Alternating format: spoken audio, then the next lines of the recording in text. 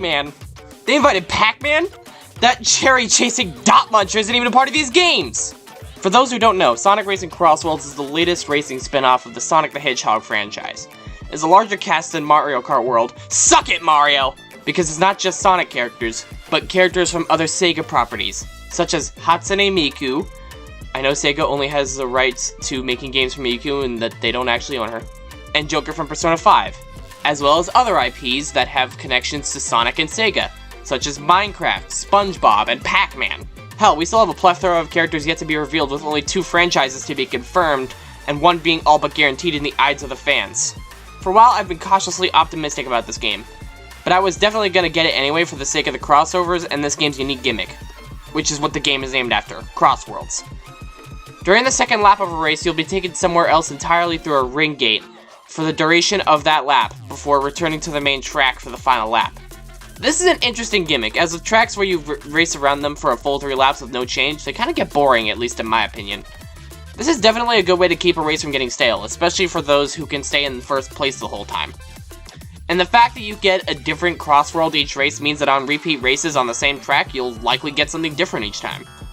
Though it really depends on the person in first place picking between a specific one or a random one.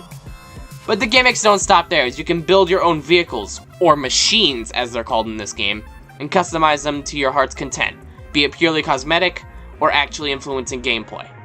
And on top of that, we have the new gadget system. Once maxed out, you have a total of 6 gadget slots on 2 different rows. As for gadgets themselves, they alter your gameplay in some way, such as increasing the maximum amount of rings you can have, allowing you to perform tricks faster. Holy shit! You hold 3 items instead of 2, you get the idea.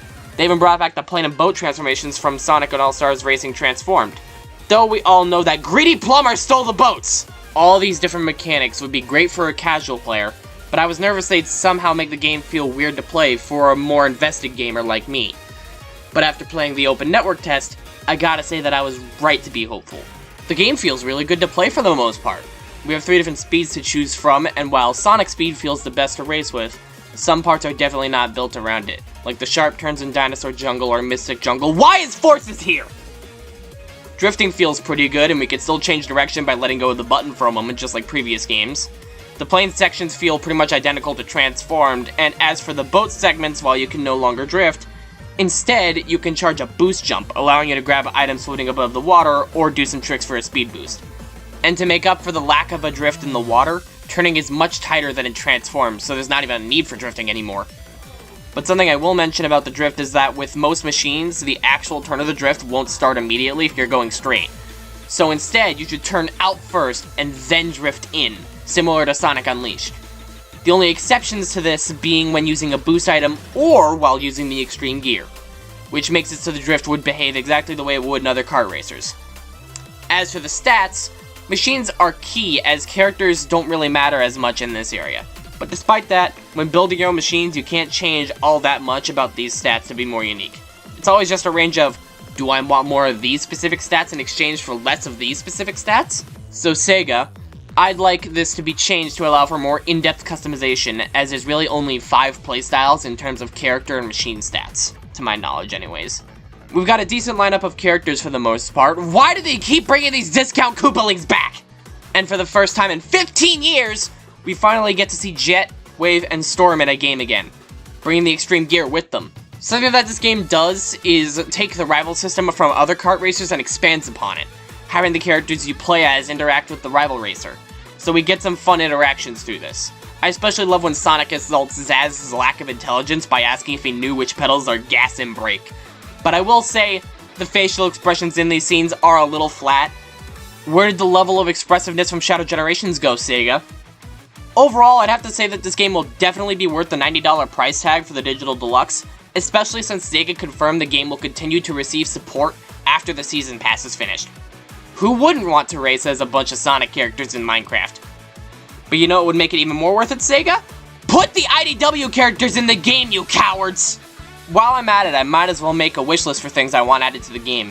For starters, more CrossWorlds.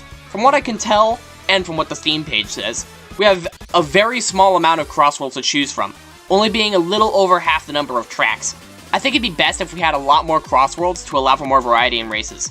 I'm not sure what I'd want for tracks, though I do think that for those who want a more traditional race experience there, should be a toggle for having CrossWorlds active during a Grand Prix. And in private lobbies, which they should definitely have private lobbies in the full release if that's not already planned. For characters, I really just want the IDW characters the most, but I think having classic Sonic characters here too would be great for a couple of reasons. Not only would having classic characters make the absolutely moronic mandate of keeping classic Sonic and modern Sonic separate completely irrelevant to future games, but it also just makes sense with the whole CrossWorlds gimmick and the amount of crossovers we have already. Mega Man would make a cool crossover, and a fun way to reference the crossover Sonic and Mega Man had in the past with the Archie comics. But another cool idea would be indie crossovers. We all got really hyped when Team Cherry finally announced Hollow Knight Silksong recently, which, by the time of recording this, it's already out. I've had the script ready for a while. So imagine playing as Hornet and the Knight in CrossWorlds. Or for some other examples of possible indie crossovers, Five Nights at Freddy's, Bendy, Cuphead, Shovel Knight, Undertale, Deltarune, Pizza Tower, Ori, Ravels of Ether, Cult of the Lamb, Freedom Planet, and Spark the Electric Jester. Yeah, I know a lot of these are unlikely, especially Cult of the Lamb and Ravels of Ether, but you cannot deny that it'd be awesome to race around the Mega Pizzaplex as Chris Dreamer, with your rival being the Ink Demon. Now for one last wishlist item. Sega, give the crossover characters, the Prime characters, and the Werehog proper voice lines, and let them interact with the main cast and each other, you cowards!